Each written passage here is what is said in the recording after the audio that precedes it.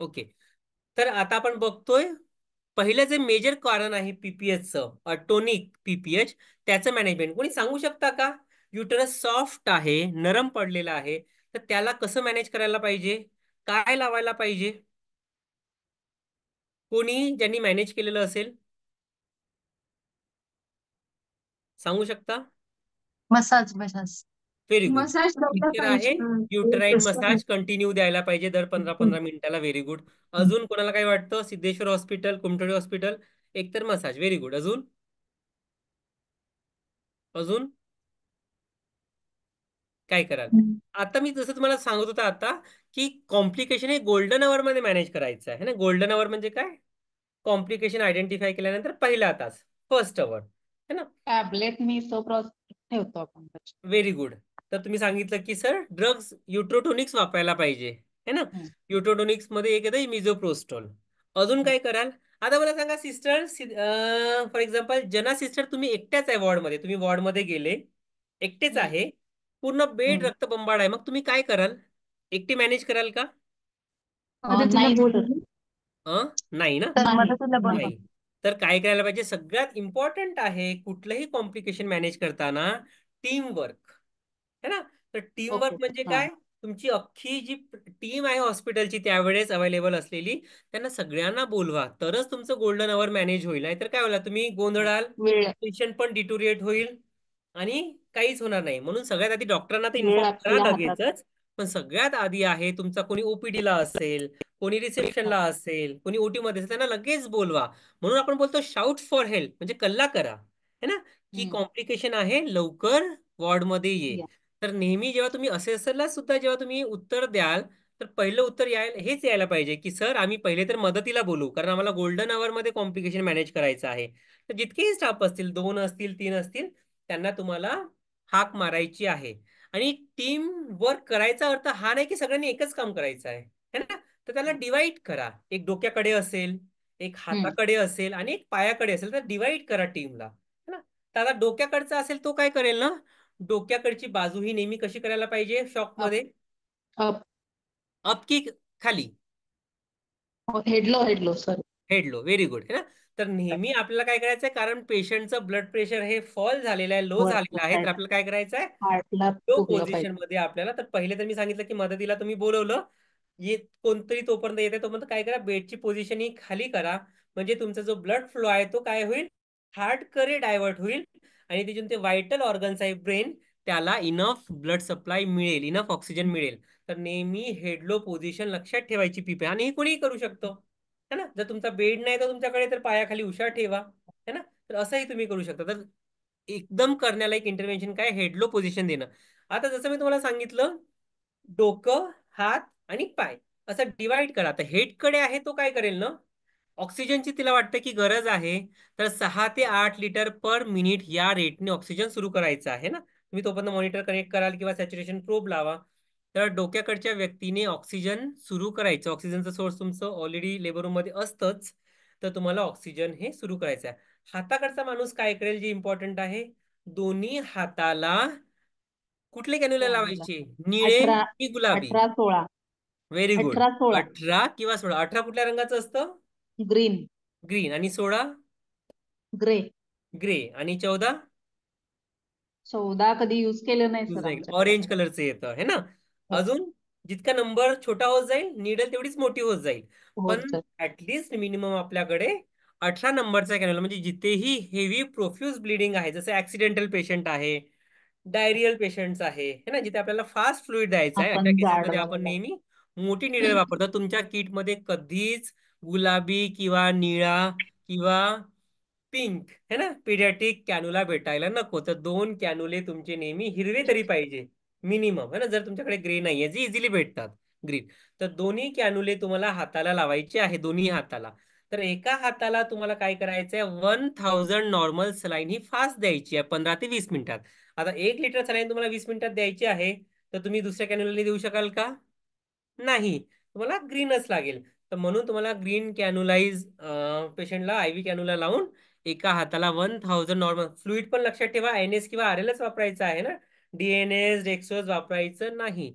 तर 1 litre normal saline ही तुम्हाला 15 ते 20 मिनिटामध्ये फास्ट द्यायची आहे. 1000 नसेल तर 2 500च्या तर युजली आपल्याकडे 1000ची नसते. तर 500 दोन तुम्हाला या 20 मिनिटामध्ये संपवायचे आहे. दुसऱ्या हाताला तुम्हाला 500 ml RL मध्ये 20 युनिट्स ऑक्सिटोसिन. आता 20 युनिट्स ऑक्सिटोसिन म्हणजे किती अँपूल झाले? किती अँपूल झाले 20 युनिट्स मध्ये? 1 2 3 4 5 4 है ना. एक अँपूल किती असतं? 1 ml चं असतं है ना, ज्याच्यामध्ये 5 युनिट असतात. तर आपल्याला 4 अँप्यूल म्हणजे 20 युनिट्स हे ड्रीप मध्ये टाकायचे. आपल्याला आयव्ही बोलस द्यायचं नाही आहे है ना, आयएम किंवा डायरेक्ट आयव्ही द्यायचं नाही आहे, ड्रीप लावायची आहे. आणि 40 ते 60 ड्रॉप प्रति मिनिट म्हणजे स्लो आपल्याला ही ड्रीप सुरू करायची आहे. का बरं? Oxytocin it is the safest and most effective uterotonic है ना, सगळ्यात चांगलं काम करणारे आणि विथ लो साईड इफेक्ट, काहीच साईड इफेक्ट नाहीये, म्हणून आपण ऑक्सिटोसिनची ड्रीप लावू. पायाकडचा माणूस काय करेल? कॅथेटराइज करेल आणि युट्राईन मसाज तिला वारंवार प्रोव्हाइड करेल. दर 15-15 मिनिटाला तुम्हाला युट्राईन मसाज ही कंटिन्यू ठेवायची आहे. ठीक आहे. तर आपण तिला हायड्रेट पण केलं, युड्रोटोनिक्स पण लावले, कॅथेटराइज लावणं फार आवश्यक आहे. सोबतच तुम्हाला ब्लड सॅम्पल घ्यायला पाहिजे है ना, ब्लड ग्रुप क्रॉस मॅचिंगला पाठवा. हिमोग्लोबिनची तपासणी आहे. कोऑग्युलेशन प्रोफाईल नसेल झाली तर बीटीसीटी पाठवा. ब्लड ट्रान्सफ्युजन बँकेज फॉर्म भरून बीटीचा ब्लड बँकेला फॉर्म पाठवून ब्लड रिझर्व करा है ना. तर या सगळ्या गोष्टी तुम्हाला करायच्या आहे. बेसिक मॅनेजमेंट आहे, एवढं करायला पाहिजे की नाही, तुम्हाला काय वाटतं है ना? इतकं जरी तुम्ही केलं तर तुमची पेशंट ही बऱ्यापैकी स्टेबिलाईज होईल है ना. Am I clear everybody? सगळे हॉस्पिटल है ना. जनरल मॅनेजमेंट तुम्हाला यायला पाहिजे, म्हणजे मदतीला बोलवा, हेड लो करा. जसं मी सांगितलं की 1000 ml NS फास्ट द्या, 20 युनिट्स पिटोसिनची ट्रिप सुरू करा, न्यूट्रलला कंटिन्यू मसाज देत राहा आणि इव्हन कॅथेटराइज करणं हे आवश्यक आहे. आणि ब्लड सुद्धा रिझर्व करा है ना, ब्लड ट्रान्सफ्युजनची सुद्धा गरज लागू शकते एक्सेसिव्ह ब्लिडिंग मध्ये. आता तुम्ही हे सगळं केलं, पण तुम्ही बघितलं की ब्लिडिंग ही कमी झालेली नाही है ना. तुम्ही बघितलं, ऑक्सिटोसिनची ड्रीप लावली, मसाज केली, पण ब्लिडिंग ही कमी झालेली नाही. तर तुम्हाला काय करायला पाहिजे? पीपीएचचं कॉज हे रूल आउट करायला पाहिजे ना है ना. तर कसं रूल आउट कराल? एक तर युट्रसवर हात ठेवा आणि बघा की युट्रस कसं वाटतंय तुम्हाला. कडक वाटतंय का? युट्रस जर कडक आहे तर मग ते ॲटोनिक पीपीएच आहे का, टोनमुळे पीपीएच आहे का नाही, कारण युट्रस ऑलरेडी कडक आहे. तर मग टिश्यू किंवा तुमचा ट्रॉमा रूल आउट करा. पण युट्रस तुम्हाला सॉफ्ट वाटत आहे, जे मेजरली असतं, तर अशा केसेसमध्ये काय होईल? युट्रसचं कारण काय होईल? ब्लिडिंगचं ॲटोनोसिटी है ना, सॉफ्टनेसमुळे. क्लिअर झालं का मी काय बोललो? तुम्ही मॅनेज केलं, त्याच्यानंतरही ब्लिडिंग कमी नाही होत आहे, तर तुम्हाला एकदा कारण बघायला पाहिजे आणि त्या कारणानुरूप पीपीएच मॅनेज करायला पाहिजे. कारण युटरस कडक आहे तर तुम्ही मिझोप्रोस्टोल देऊन परत काही फायदा होईल का? नाही, तुम्हाला सुचरिंग करावं लागेल. जर रिटेन प्लॅसेंटा आहे तर काय फायदा होईल का? नाही. जर तुम्हाला एमआरपी करावं लागेल, तुम्हाला मॅन्युअली रिमूव्ह करावं लागेल है ना. जर बीटीसीटी कारण आहे तर मिझोप्रोस्टोलचा फायदा होईल का? नाही, तुम्हाला प्लाझ्मा ट्रान्सफ्युजन करावं लागेल. म्हणून तुम्हाला पीपीएचचं कॉज रूल आउट करायला पाहिजे की काय आहे. खरंच युटरस सॉफ्ट आहे की युटरस सॉफ्ट आहे कसं कळेल? तुम्हाला युटरस पॅल्पेट करायचं आहे ॲब्डोमेनला, ते चेक करायचं आहे. सॉफ्ट आहे म्हणजे तुमचं कारण रूल आउट झालं, ॲटोनिक पीपीएच. हार्ड आहे तर मग टिश्यूकडे जा किंवा ट्रॉमाकडे जा. आता मला वाटतंय की युटरस सॉफ्ट आहे है ना, युटरस नरम पडलेला आहे, कडक झालेलं नाही. मग काय वाटते तुम्हाला आता काय करायला पाहिजे? मी पिटोसिनची ड्रिप लावलेली आहे मी ऑलरेडी, मग आता काय करायला पाहिजे? समोर काय करायला पाहिजे? पिटोसिनची ड्रिप तर चाललीच आहे, अजून काय काय करायला पाहिजे मी, असं तुम्हाला वाटतं? तर अशा केसेसमध्ये तुम्हाला काय करायचं आहे? युट्रोटोनिक्सचा वापर करायचा आहे. तर आपल्या लेबर रूममध्ये पीपीएचची किट असायला पाहिजे, याची मी चेकलिस्ट तुम्हाला पाठवेल आज. आणि त्या किटमध्ये बेसिक ड्रग्स असायला पाहिजे. तर काय काय ड्रग्स असायला पाहिजे? ऑक्सिटोसिन. ऑक्सिटोसिन आपण कुठे ठेवतो? कुठे ठेवतो? फ्रीजमध्ये की बॉक्समध्ये? हं, फ्रीज मध्ये. फ्रीज मध्ये है ना, कारण फ्रीज काय, ते मध्ये. हीट सेन्सिटिव्ह आहे है ना. जर तुम्ही त्याला फ्रीजच्या बाहेर ठेवलं तर ते काय होईल? पोटेन्सी लॉस होईल त्याची आणि ते काम करणार नाही. म्हणून ऑक्सिटोसिन नेहमी 2 ते 8 डिग्री मध्ये फ्रीज मध्येच ठेवण्यात येतं. कार्बेटोसिन पण तुम्ही ऐकलं असेल ना है ना. कार्बेटोसिन त्यालाच हे आहे जे हीट इनसेन्सिटिव्ह आहे, म्हणजे ते तुम्ही रूम टेम्परेचरला ठेवू शकता, फ्रीज मध्ये ठेवायची गरज नाही है ना कार्बेटोसिन. तसंच तुमचं कार्बोप्रोस कुठे ठेवलेलं पाहिजे? फ्रीजमध्ये 2 ते 8 डिग्रीमध्ये है ना. प्रोस्टिडीन मिझोप्रोस्टल तुमच्या किटमध्ये असू शकते है ना. मिथर्जिन तुमच्या किटमध्ये असू शकते आणि इवन इंजेक्शन पॉज है ना, हे सुद्धा तुमच्या किटमध्ये पाहिजे. तर आपल्याकडे जर तुमच्याकडे आता जर तुम्ही कॉज रूल आउट केलेला आहे की कारण हे ॲटोनिक पीपीएच आहे है ना, युट्रस सॉफ्ट असल्यामुळे पीपीएच होत आहे, तर तुम्हाला काय करायला पाहिजे? युट्रोटोनिक्स जे आपल्या किटमध्ये आपण ठेवलेले आहेत त्याचा तुम्हाला वापर करायचा आहे. ठीक आहे. तर काय काय ड्रग्ज आहे आणि काय क्वांटिटी आहे त्याची मी तुम्हाला एकदा दाखवतोय. ठीक आहे. तर हा चार्ट तुम्हाला माहिती पाहिजे. ठीक आहे. जसं मी ऑलरेडी तुम्हाला सांगितलं की ऑक्सिटोसिन सगळ्यात प्रेफर्ड हे आहे आणि सगळ्यात प्रेफर्ड युट्रोटोनिक्स आहे. तर आपल्याला 500 ml RL किंवा NS मध्ये 40 ते 60 ड्रॉप या रेटने सुरू करायचं आहे. मॅक्सिमम आपण किती देऊ शकतो? 60 to 70 units of oxytocin in 3 litre of IV fluid है ना. 3 लिटर फ्लुइड आपण विथ ऑक्सिटोसिन देऊ शकतो. 60 to 70 युनिट्स ऑफ ऑक्सिटोसिन. खूप जास्त ऑक्सिटोसिन दिल्यामुळे हायपोनायट्रेमिया हायपोटेन्शन हे होऊ शकतं है ना. इलेक्ट्रोलाइट लॉस आहे, ब्लड प्रेशर फॉल होणं, हे सगळं होऊ शकतं. आणि आपल्याला IV बोलच नाही द्यायचा आहे ना, आपल्याला फ्लुइड मध्येच कंटिन्यू करायचं आहे. त्याच्यानंतर दुसरं जे ड्रग आहे ते आहे खालची मी आधी तुम्हाला सांगतोय टॅबलेट मिझोप्रोस्टॉल. तर आपल्याकडे नेहमी 200च्या किंवा 200च्या टॅबलेट आहेत का तर सगळ्यांकडे? 200 मायक्रोग्रॅम, 600 आणि 600, 200च्या. 200 आहे. तर आपला जो डोज आहे तो आहे 800 मायक्रोग्रॅम पर रेक्टल किंवा सबलिंग्युअल. आपल्याला सिंगल डोज द्यायचा, ज्याच्यामुळे महिलेला थोडं फिवर चिल्स होऊ शकतं, हे तुम्हाला सांगायचं आहे. तर सेकंड जे प्रेफर्ड मी डोस सांगतोय आफ्टर ऑक्सिटोसिन इज मिझोप्रोस्टोल. त्याचा डोस काय सांगितला मी? 800 मायक्रोग्रॅम सिंगल डोज पर रेक्टली और सबलिंग्युअली. थर्ड ड्रग आपल्याकडे जे आहे जे आपण वापरू शकतो, हे दर 15-15 मिनिटाला तुम्हाला रिपीट करायचे आहे, द्यायचे आहे.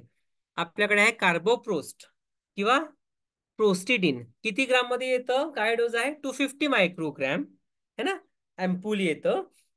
आणि दर 15-15 मिनिटाला तुम्ही त्याचे डोज रिपीट करू शकता. ओके. सो 250 मायक्रोग्रॅमचे किती डोस द्यायचे तुम्हाला? टोटल 8 डोजेस, म्हणजे total of 2 mg of carboprost can be given in PPH in 24 hours. तर कार्बोप्रोस्ट हे 250 मायक्रोग्रॅमच्या डोजमध्ये येतं. त्याचे 8 डोजेस आपण दर 15-15 मिनिटाला रिपीट करू शकतो आणि आपण तसं 2 mg हे 24 तासामध्ये देऊ शकतो. कॉन्ट्रा इंडिकेशन आहे ब्रॉन्कियल अस्थमा है ना, त्याच्यामध्ये वगळता आपण कार्बोप्रोस लिहू शकतो. मिथर्जिन जसं मी तुम्हाला आता बोललो होतं की हायपरटेन्शन हार्ट डिसीज मध्ये कॉन्ट्रा इंडिकेटेड आहे, कारण त्याच्यामुळे वॅसो कन्स्ट्रिक्शन म्हणजे आपल्या ब्लड वेसल्स छोट्या होऊन हायपरटेन्शन वाढेल. अशा केसेसमध्ये आपण युजली मिथर्जिन देत नाही. तर किती डोज आहे त्याचा द्यायचं असेल तर 0.2 mg मध्ये येतं. IM किंवा IV आपण देऊ शकतो. आणि टोटल किती डोसेस देऊ शकतो मिथर्जिनचे आपण? 5. तर 0.2 इंटू 5 डोसेस म्हणजे किती झालं? Total of 1 mg in 24 hours. ठीक आहे. कसं द्यायचं आहे? पहिला डोस तुम्ही लावला, त्याच्यानंतर 15 मिनिटांनी तुम्ही रिपीट केला. ठीक आहे. आणि प्रत्येक 4 तासाला तुम्ही ते देऊ शकता. ठीक आहे. तर आपले 15 मिनिटांनी आपण 0.2 दिलं आणि मग 4 अवरली आपण 0.2 mg रिपीट केले. हे सगळ्यांना क्लिअर झालं का नाही? ट्रॅनेक्झा आपण पॉज 1 ग्रॅम IV देतो. हे सगळ्यांना क्लिअर झाले का? ड्रग्स ऑक्सिटोसिन, मिथर्जिन, कार्बोप्रोस्ट, मिझोप्रोस्टोल आणि पॉज. जर तुमच्याकडे कार्बिटोसिन DS असेल तर तुम्ही त्याचाही वापर करू शकता. ठीक आहे. सध्या आपण या गाईडलाईन मध्ये ऍड केलेलं नाहीये त्याला. एम आय क्लिअर इथपर्यंत? कुमटडे हॉस्पिटल, सिद्धेश्वर हॉस्पिटल, मथुराई हॉस्पिटल, ममता हॉस्पिटल क्लिअर आहे? हो सर. ठीक आहे.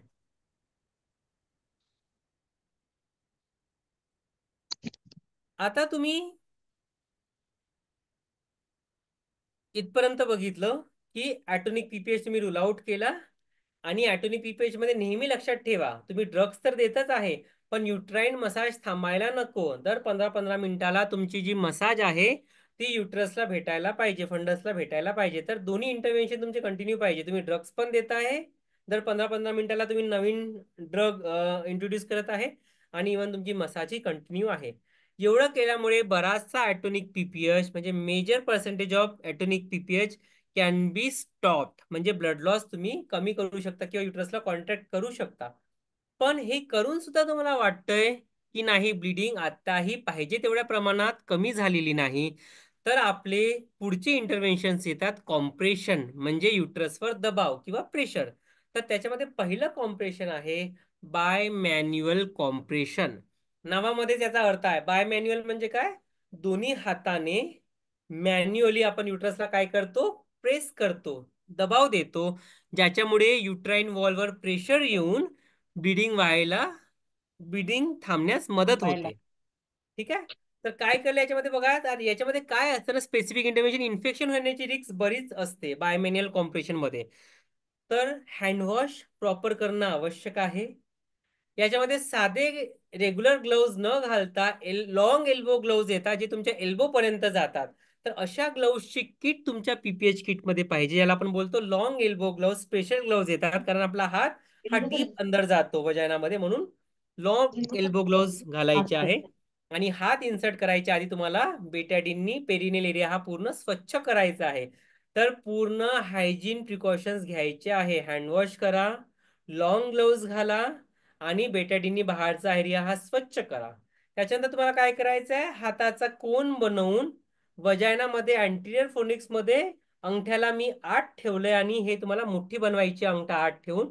आणि दुसरा हात फंडसच्या मागे म्हणजे पोटाच्या मागे पोस्टियर वॉलवर. ही तुमची झाली अँटिरियर वॉल खालची, है ना. इथून तुम्ही त्या वॉलला वर प्रेस करता, युट्रसच्या खालच्या वॉलला, आणि इकडे वरून तुम्ही युट्रसच्या वॉलला खाली प्रेस करताय. असं दोन्ही हाताच्या मध्ये जसं तुम्हाला फोटोमध्ये दिसत आहे, असं 10 ते 15 मिनिटं आपण युट्रसला काय करतो? कॉम्प्रेस करतो, प्रेशर देतो, ज्याच्यामुळे ब्लिडिंग थांबण्यास मदत होते. याला काय बोलतात? By manual compression. कारण आपण कुठल्याही इन्स्ट्रुमेंटचा किंवा इक्विपमेंटचा याच्यामध्ये वापर करत नाही आहोत, तर मॅन्युअली आपण युट्रसला प्रेस करतोय. तर एक हात युट्रस मध्ये इन्सर्ट करायचा नाही आहे, वजानामध्ये इन्सर्ट करायचा आहे, सर्विक्स जवळ. अंगठा हा आत ठेवायचा आहे, आणि वॉलला थोडं वर प्रेस करायचं. दुसरा हात फंडाच्या मागे ठेवून वॉलला खाली प्रेस करायचं, आणि दोन्ही हाताच्या मध्ये 10 ते 15 मिनिटं युट्रसला कॉम्प्रेस करायचं. दिस इज बाय मॅन्युअल कॉम्प्रेशन. ठीक आहे, जे आपण दोन्ही हाताने देतोय. दुसरं कॉम्प्रेशन येतं याच्यामध्ये, एओर्टिक कॉम्प्रेशन. आता एओर्टिक कॉम्प्रेशन म्हणजे काय असतं ना, एओर्टा काय आहे? आपल्या अम्बिलिकस पासनं, जसं तुम्हाला या फोटोमध्ये दिसत आहे बघा, है ना, एक मोठी आर्टरी खालच्या अवयवांना म्हणजे लोअर लिम्सला ब्लड सप्लाय करते आहे. So this is a aorta, है ना, जे अम्बिलिकसच्या स्लाइट लेफ्ट पासून पास होते आहे.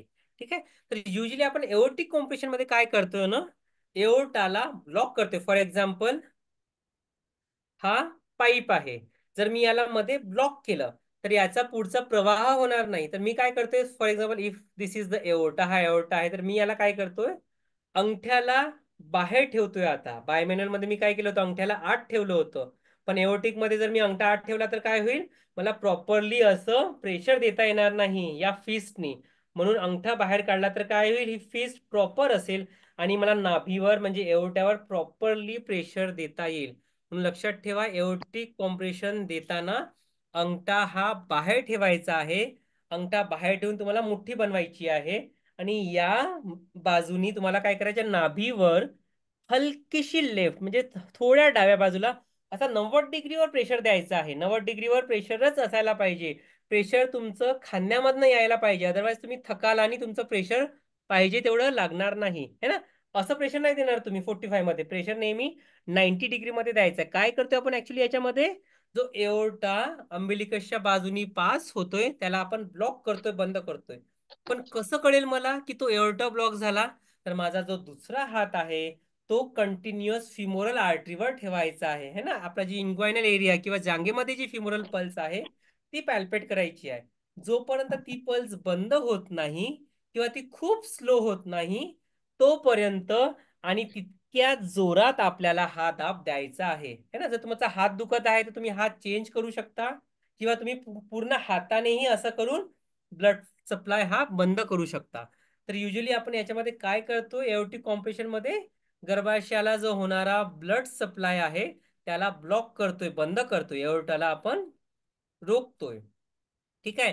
हे कधी करायला पाहिजे एओर्टिक कॉम्प्रेशन? जसं तुमचा पेशंट वार्ड मध्ये आहे, तुम्हाला ओटी मध्ये शिफ्ट करायचा आहे, तर जे जे 5 मिनिटं आहे लिफ्टचे त्याच्यामध्ये एओर्टिक कॉम्प्रेशन करून ब्लड फ्लो थांबवा. किंवा ओटी मधनं तुमचा पेशंट मल्टी स्पेशालिटीला किंवा मेडिकल कॉलेजला शिफ्ट होतोय, तो जो तुमचा रेफरल पिरियड आहे 10 मिनिटाचा, त्या पिरियडमध्ये तुम्ही एओर्टिक कॉम्प्रेशन करून ब्लड लॉस वाचवू शकता. किंवा तिसरं इंटरव्हेन्शन जे आहे आपलं ते काय, क्वांटम टॅम्पोनेट, ते जर तुम्ही बनवत असाल तर त्या 5 मिनिटामध्ये तुम्हाला एओर्टिक कॉम्प्रेशन देऊन ब्लड लॉस थांबवायचा आहे. Is it clear? एओर्टिक आणि बायमॅन्युअल कॉम्प्रेशन सगळ्यांना? हो सर. ठीक आहे. आता जे मी बोलत होतो कॉम्प्रेशन हे 3 आहेत, है ना. एक तर झालं आपलं बायमॅन्युअल, दुसरं झालं एओर्टिक, आणि तिसरं आहे कॉन्डम टॅम्पोनेट. तर कॉन्डम टॅम्पोनेट काय आहे? कॉन्डम टॅम्पोनेटला आपण युटराईन टॅम्पोनेट सुद्धा बोलू शकतो किंवा बलून टॅम्पोनेट, कारण आपण कॉन्डमचा बलून बनवतो युटरस मध्ये, म्हणून त्याला बलून टॅम्पोनेट सुद्धा बोललं जातं. तर मी तुम्हाला एक व्हिडिओ दाखवतोय जो सोलापूरच्या हॉस्पिटलनेच प्रिपेअर केलेला आहे मागच्या महिन्यामध्ये. तर तो व्हिडिओ मी तुम्हाला दाखवतोय. क्लिअर आहे का? दिसत आहे का सगळ्यांना screen? I hope it is visible. आणि हा व्हिडिओ बघा काय करते स्टाफ, याच्यामधून तुम्हाला कळेल. तर त्यांनी एक फोलिस कॅथेटर घेतलेलं आहे 16 नंबरचं, एक कॉन्डम घेतलेला दिसतो आहे, त्यांच्याकडे सीझर आहे, है ना, आणि नॉर्मल सलाईन आहे, आणि इवन तुम्हाला NS पण लागेल अटॅच करायला. तर काय केलं त्यांनी फोलिस कॅथेटरला? सगळ्यात आधी काय केलं बघा, काय केलं आपण? आता फोलिस कॅथेटरवर काय करणार आहोत? कॉन्डमला टाय करणार आहोत. आता फोलिस कॅथेटरला कुठे टाय करणार आहोत? या बल्बवर. हे जे बल्ब आहे जो आपण कॅथेटरायझेशन केल्यानंतर फुगवतो, तिथे आपण कॉन्डम टाय करणार आहोत. तर तिथे तुम्ही सुचरचाही वापर करू शकता, म्हणजे थ्रेडने सुद्धा बांधू शकता. पण काय होतं, थ्रेड हा शार्प असल्यामुळे कॉन्डम फाटण्याची शक्यता जास्त असते. तुम्ही जर खूप टाईट बांधला तर काय होईल? कॉन्डम फाटेल. आणि लूज बांधला तर काय होईल? सगळं फ्लुइड बाहेर येईल. म्हणून त्याच्यासाठी काय इंटरव्हेन्शन केलेलं आहे बघा सिस्टर, काय करताय? इथूनच या पोर्ट मधनच दोन त्यांनी रबर बँड, आपण जे डोक्याला बांधतो रबर बँड, तसे 2 रबर बँड कापले, है ना. त्याच्यानंतर काय केलं त्यांनी? जो बल्ब आहे ना पोलिसचा, तो फोडला बघा, फुगवला. आणि काय केलं त्यांनी? फुगवला. ठीक आहे. आणि त्याला काय केलं? फोडतायत. आपल्याला काय करायचं? सगळ्यात पहिले जो बल्ब आहे तिथे हवा भरायची आहे आणि त्या बल्बला फोडायचं आहे. का फोडलं ते मी तुम्हाला सांगेल. आणि कॉन्डमला बांधायसाठी आपण सुचर न वापरता आपण काय केलं? आपण वरतीच पोर्ट मधनं आपण 2 बँडचे कट केले, रबर बँड. आणि आता तुम्हाला दोन्ही बाजूला रबरला बांधायचा आहे, एक तर जिथे कॉन्डम संपत आहे तिथे वरती, आणि शेवटी इवन तुमच्या एंडला. एंडला म्हणजे जो तुम्ही आता गड्डा केला होता बलून फोडून, त्याच्या बाहेर. ठीक आहे.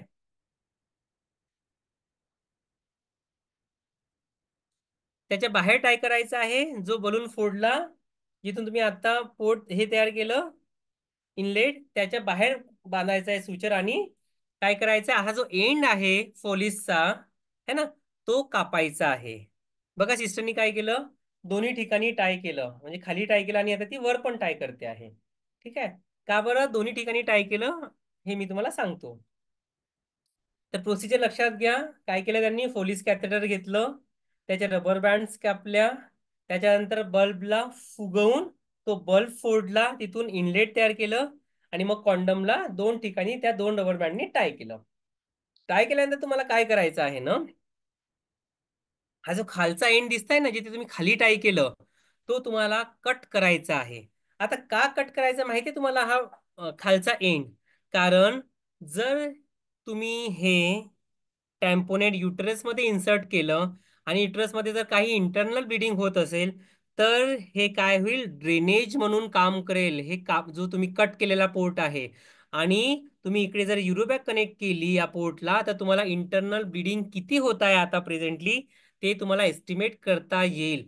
जर तुम्ही हे कट केलं नाही तर तुम्हाला इंटरनल ब्लिडिंगची आयडिया येणार नाही किंवा ड्रेनेज करणार नाही. म्हणून आपण काय करतोय?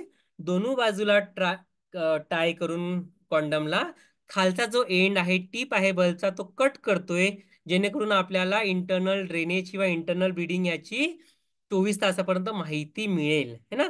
म्हणून सिस्टरनी काय केलं बघा, तो जो एंड आहे तो कट केला, टीप, है ना. आता तुमचं टॅम्पोनेड हे तयार झालं. तर या टॅम्पोनेडला थोडं बेटाडीन मध्ये सोक करा आणि त्याच्यानंतर काय करायचं तुम्हाला, याला इन्सर्ट करायचं आहे युटेरस मध्ये, कारण हे आपण युटेरस मध्ये टाकतो आहे आणि युटेरस मध्ये आपण आतून आर्ट्रियल प्रेशर देतो आहे. म्हणून हे तुम्हाला वजाना किंवा सर्व्हिक्स मध्ये नाही तर कम्प्लीट युटेरस मध्ये इन्सर्ट करायचं आहे, केलीज फोर्सेपनी, लॉंग फोर्सेपनी. आणि तुम्हाला इथे नॉर्मल सलाईन अटॅच करायची आहे 500 ml ची, कारण युट्रेन कॅपॅसिटी किती आहे, साधारणतः 300 ते 500 ml. तर जोपर्यंत तुम्हाला रेझिस्टन्स फील होत नाही तोपर्यंत तुम्हाला, म्हणजे साधारणतः 1 NS ची बॉटल तुम्हाला ही आत भरायची आहे कॉन्डमच्या आय व्ही सेट लावून. आणि हा टॅम्पोनेट तुम्हाला 12 ते 24 तास इन्सर्ट करूनच ठेवायचा आहे. हे कधी करू शकता तुम्ही, तर तुम्ही तुमच्याकडेही करू शकता किंवा तुमच्याकडनं तुम्ही पेशंटला कुठे रेफर करत आहे त्याही केसमध्ये तुम्ही टॅम्पोनेट इन्सर्ट करून सुद्धा रेफर करू शकता. आता याला ऑप्शनल काय असतं ना, आपल्याकडे हे असतं बकरी बलून टॅम्पोनेट, है ना. सेम असतं but which is very costly, जे कॉस्ट इफेक्टिव्ह नाही आहे. आणि हा जो कॉन्डम टेम्पोनेट आपण बनवलेला आहे हा साधारणतः 200 ते 250 रुपयामध्ये तयार होतो, विच इज कॉस्ट इफेक्टिव्ह. म्हणजे तुम्हाला एक्सेस कॉस्ट लावायची गरज नाही. आणि युटरस मध्ये इन्सर्ट केल्यानंतर तो असा याच्यापेक्षाही जास्त, यांनी साधारणतः मला वाटते 30 ते 40 ml पाणी भरलेलं आहे, तर तुम्हाला 300 ते 500 ml पाणी भरून या टॅम्पोनेटला युटरस मध्ये 12 ते 24 तास प्रेशर इन्सर्ट करायला ठेवायचं आहे. आणि आफ्टर 24 hours हे ठेवल्यानंतर एक अँटीबायोटिकचा डोस द्या, इन्फेक्शन होऊ नये म्हणून, है ना. व्हायटल्स मॉनिटरिंग कंटिन्यू ठेवा, त्यांनी पण तुम्हाला अंदाज येईल की काही ब्लिडिंग होत आहे का इंटरनली. आणि त्याच्यानंतर तुम्हाला लगेच एका वेळेस पूर्ण खाली करायचं नाहीये, तर पहिले 100 ml खाली करा, दुसऱ्या तासाला 200 ml खाली करा आणि तिसऱ्या तासाला बाकीचा फ्लुइड कमी करा. म्हणजे तुम्हाला ग्रॅज्युअली डिफ्लेट करायचा टॅम्पोनेट, है ना. ऍट एनी केस जर तुम्हाला वाटतंय तुम्ही 100 ml काढलं आणि ब्लिडिंग व्हायला सुरुवात झाली, तर जितकं तुम्ही काढलेलं आहे तेवढंच परत भरून, जोपर्यंत आता पुढचं इंटरव्हेन्शन काय आहे, सर्जिकल इंटरव्हेन्शन, कारण तुम्ही कॉम्प्रेशन केले सगळे सगळे आणि तुमचे युट्रोटोनिक्स लागलेले आहे, मसाज सुद्धा दिलेली आहे, यानेही कमी न झाल्यामुळे तुमचं पुढचं इंटरव्हेन्शन आहे सर्जिकल. पण ते होईपर्यंत तुम्हाला टॅम्पोनेट हा टाकूनच ठेवायचा आहे. म्हणून at any point of time खाली करताना जर ब्लिडिंग सुरू झाली तर जितकं फ्लुइड तुम्ही रिमूव्ह केलेलं आहे तितकं फ्लुइड इन्सर्ट करून, जोपर्यंत डॉक्टर सर्जरीसाठी अराईव्ह होत नाही तोपर्यंत टॅम्पोनेट इन्सर्ट करूनच ठेवा. क्लिअर आहे सगळ्यांना. थर्ड कॉम्प्रेशन, कॉन्डम टॅम्पोनेट किंवा बलून टॅम्पोनेट किंवा युटेराइन टॅम्पोनेट. दिसलं का हो सगळ्यांना सर. व्हिडिओ? हो हो सर. हो. सिद्धेश्वर हो हॉस्पिटल. हो सर. अच्छा. मथुरा हॉस्पिटल. मथुरा हॉस्पिटल. हो सर. ठीक आहे. ममता हॉस्पिटल लातूर. कळालं का? त्याच्यानंतर येते मला वाटते कुमठडे हॉस्पिटल, सॅम्युअल, है ना. मी येणार आहे बरं सोलापूरला. सॅम्युअल आणि महेश गायब झाले मध्येच. ठीक आहे. ठीक आहे, तुम्हाला अनम्यूट करून बोलायचं पण आहे मध्ये मध्ये काही प्रश्न असेल तर. तर हे झालं तुमचं ॲटोनिक पीपीएच मॅनेजमेंट. ते जर रिटेन प्लासेंटा असेल तर तुम्ही काय करा, रिटेन प्लासेंटामध्ये ऑक्सिटोसिनची ड्रीप लावालाच तुम्ही 20 मिनिट्स, एक अँटीबायोटिक द्याल आणि तुम्हाला in operation theatre under anaesthesia तुम्हाला काय करावं लागेल, MRP म्हणजे manual removal of placenta under, and it should be done by doctor, है ना, अनेस्थेटिस्ट किंवा गायनेकोलॉजिस्ट. सो स्टाफला फक्त एवढंच आयडेंटिफाय करायचं आहे ट्रॉमा किंवा टिश्यू मध्ये की कारण काय आहे. ॲटोनिक पीपीएच आहे तर तुम्हाला इथपर्यंत तर यायलाच पाहिजे. बट ट्रॉमा किंवा टिहर आहे तर तुम्ही ऍटलीस्ट ट्रॉमामध्ये सुचरिंगची तयारी करा. टिश्यू असेल तर MRP ची तयारी करा, है ना. अँटीबायोटिक द्या, ऑक्सिटोसिनची ड्रीप लावा. तर या बेसिक गोष्टी तुम्हाला यायला पाहिजे. सो आय होप आजचा टॉपिक सगळ्यांना कळाला. सर, माझा एक प्रश्न आहे सर. हा.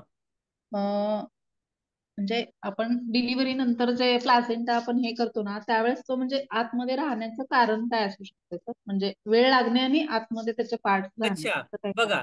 तर एक आहे युट्रोटोनिक्स आपल्याला कम्प्लिटली द्यायला पाहिजे, है ना. Within 1 minute of delivery of baby आणि अप्रोप्रिएट डोज. ठीक आहे, हे पहिलं आहे. सेकंडली आहे proper removal of placenta should be attempted, है ना. जेव्हा आपण थर्ड स्टेज ऑफ लेबर बघू, सेम टाइम. है ना, युटरसला प्रॉपर सपोर्ट देऊन जेव्हा तिला कॉन्ट्रॅक्शन येतात त्याच वेळेस त्याला ट्रॅक्शन देऊन 2 ते 3 वेळा ट्रॅक्शन देऊन आपण त्याला प्रॉपरली रिमूव्ह करायला पाहिजे. तर प्लासेंटा हा कम्प्लिटली बाहेर येतो. आणि इवन मसाज, है ना, जर तुम्ही मसाज जर प्रोव्हाइड केली युटरसचं कॉन्ट्रॅक्ट होतं, पण जे रिटेन मटेरियल असेल ते सुद्धा एक्सपेल व्हायला मदत होते. ठीक आहे. तर थर्ड स्टेजला जर तुम्ही प्रॉपरली फॉलो केली, है ना, 1 मिनिटात तुम्ही युट्रोटोनिक दिलं, लगेचच न ओढता तुम्ही सेपरेशनसाठी वाट बघायला पाहिजे आधी तर, है ना, हो लगेचच न ओढता. हो काय साईन्स आहे, तो सेपरेट झाला, त्याची लांबी वाढली, फ्रेश ब्लिडिंग आली, नंतर अटेम्प्ट करा. तर तो कम्प्लिटली सेपरेट झालेला आहे तर तो कम्प्लिटली बाहेर येईल, है ना. त्याचं एक्झामिनेशन करायला पाहिजे लगेचच फेकायच्या आधी की इट्स कम्प्लीट ऑर नॉट. तर जे हो. आपण थर्ड स्टेजमध्ये बघूया प्लॅसेंटा बद्दल. ठीक आहे. ओके. ठीक आहे. So any feedback Rupali ma'am, Deepti ma'am,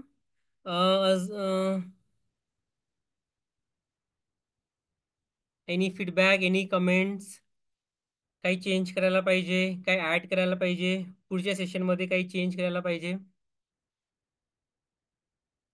तुम्हाला कसं वाटलं स्टाफ? जना सिस्टर, रुपाली सिस्टर, आरती, सॅम्युअल, संध्या, शुभम, धनश्री, कसं वाटलं? व्यवस्थित समजलं सर सगळं. तुम्ही छान एक्सप्लेन करून सांगताय सर. कळालं. फक्त हम्म, काय असतं की तुम्ही जर काही प्रश्न केले आणि हम्म. म्हणजे आता आम्ही एवढ्या म्हणजे आमच्या ह्याच्यामध्ये जर आम्हाला ते प्रसंग आमच्या समोर आले नसतील तर मग ते लक्षात येत नाहीत म्हणजे. ऍब्सोल्युटली बरोबर ना. हा कारण हा. कॉम्प्लिकेशन क्वचितच येतात एखाद्या हो वेळेस सर. ना, हा किंवा ते दुसऱ्या शिफ्ट मध्ये येऊ शकतात, त्याच्यामुळे हो तुम्हाला त्याचं एक्सपोजर मिळत नाही, हा है ना. म्हणजे कॉम्प्लिकेशन कधीही कुणालाही कोणत्याही वेळेस होऊ येऊ शकतं. शकतं, त्याच्यामुळे हो सगळ्यांना माहिती पाहिजे तयारी आणि पाहिजे. तयारी हो पाहिजे. हो. ठीक आहे. तर याचे रेकॉर्डिंग मी पाठवेल जेव्हापासून मी रेकॉर्डिंग केली आजची पीपीटी आणि ट्रेची चेकलिस्ट, जो पीपीएच ट्रे बनवायचा आहे हे मी तुम्हाला, आणि पोस्टर इवन पीपीएचचा जो लावायचा आहे ते सगळे पोस्टर मी तुम्हाला आज व्हॉट्सअप ग्रुपला पाठवेल. ठीक आहे. So thank you everyone for joining today. आपण पुढच्या पोस्टर क्लासमध्ये मराठीमध्ये आहेत का sir? Poster poster ma'am, Marathi हो हो, आय थिंक मराठीमध्ये पण आहेत, इंग्लिश आणि मराठी आहेत, मी बघतो एकदा. ऍक्च्युली इंग्लिश मध्ये आहेत आमच्याकडे, पण तुमच्याकडे आहेत का? मराठीमध्ये मला असतील तर मराठीमध्ये मॅम मी चेक करतो एकदा, भेटू शकतील मला मराठीमध्ये. ठीक आहे, चालेल. मराठीमध्ये पाठवायचा प्रयत्न करतो. सर सरनेम कल्याण आहे, कलेल आले त्यामध्ये. त्यांनीच लिहिलेलं आहे कल्याण मॅम. कल्याण. अच्छा, ऍक्च्युली त्यांनीच लिहिलेलं आहे. करता येईल सो का करेक्शन? हो हो हो, पुढच्या वेळेस पण कल्याण आहे कल्याण ना. कल्याण. हा. ओके. तर हे काळेल आमच्याकडचे स्टाफ आहे सर. रुपाली काळेल. अच्छा. अच्छा, कल्याण ना, तेच कल्याण आहे राईट. अच्छा ह्यांचं सॉरी, मला रुपाली माझं काळेल आहे सर. जाधव काळेल. जाधव सरनेम आहे सर माझं. अच्छा, हो हे हो, वेगळे असेल आहे का? असेल. अच्छा, हे कलेलंच आहे, मग मथुराईच आहे ना अच्छा. हे. नाही नाही नाही सिद्धेश्वराचे. मग. अच्छा, सिद्धेश्वर आहे का? ओके, आय थिंक त्याचं कन्फ्युजन मग. बरं बरं. अच्छा. बरं बरं, ठीक आहे ठीक आहे, सॉरी. मी मथुरा लिहिलं होतं कारण मला वाटलं रुपाली सिस्टर, रुपाली मॅडम कडनं आहेत मथुराईमधनं, पण ठीक आहे, सिद्धेश्वर आहे. Okay, thank you. सो पुढच्या क्लासमध्ये आपण बघणार आहोत इक्लेम्शिया, हायपरटेन्सिव्ह डिसऑर्डर्स, आणि सोबत आपण बघणार आहोत इन्फेक्शन प्रिव्हेन्शन प्रोटोकॉल्स. असे 2 स्टँडर्ड आपण पुढच्या क्लासमध्ये बघणार आहोत. आणि जसं मी बोललो होतो की प्रत्येक 2 क्लास नंतर एक mentoring class, may be doubts clearing session, किंवा जे अटेंड नाही करू शकले त्यांच्यासाठी, तर ते आपण 2 बुधवार नंतर नंतर एक फ्रायडे Friday. येणारा. ठीक आहे. तसं आपण म्हणजे पुढच्या फ्रायडेला एक मेंटरिंग घेणार आहोत. सर सर बलून कॅथेटरचा व्हिडिओ पण पाठवत आहात हो का हो ग्रुप हो, मधून? येस येस येस येस, तो व्हिडिओ पण मी पाठवेल मॅम ग्रुप. चालेल, प्रॅक्टिस होईल स्टाफची येस येस तशी. येस. हो आणि सगळ्यांना एक रिक्वेस्ट आहे की सगळ्यांनी एकदा बनवून पाठवायचा मला ग्रुपवर व्हिडिओ. ठीक आहे, सगळे हो हॉस्पिटल. हो. सो अदरवाईज काय होतं, माहित नसतं इमर्जन्सीच्या वेळेस की कसा बनवायचा आहे, तर तुम्हाला एकदा बनवायचा आहे, रेकॉर्ड करून मला ग्रुपवर पाठवा, so that I can see कसा बनवलाय. ठीक आहे. तर मी रेफरन्ससाठी आता दाखवलेला व्हिडिओ तुम्हाला पाठवतोय. चालेल. Okay. So thank you everyone for joining today. आपण थँक्यू भेटूया सर. पुढच्या बुधवारी 3:30 थँक्यू वाजता. Very much. थँक्यू. थँक्यू.